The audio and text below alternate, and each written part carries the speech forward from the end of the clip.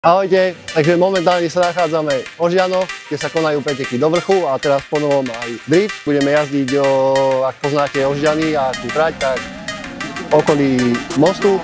Je to tam asi nejaké vyšlené nejaké 3 až 4 zákruty, taká kratšia trať.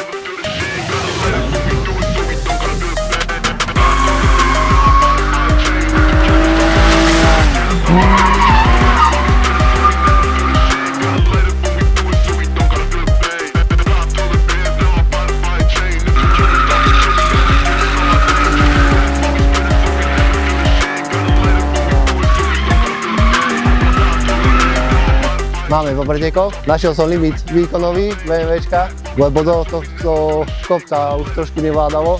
Rátal som si, že mi to bude stačiť na dvojku, ale musel som to ísť trojkou. Už bol dosť problém, hlavne stále sme dávali použité gumy nejaké, iné raz zimné, raz letné, raz 17, potom 16.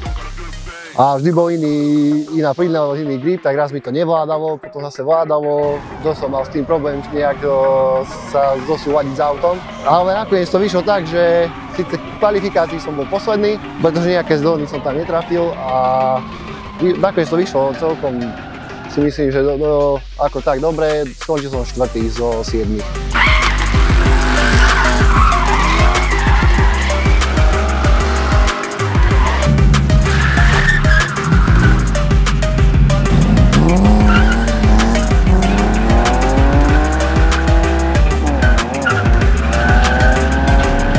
Čiže ako pobavenie super, ľudia boli s tým úplne nadšení, mali brutálnu show.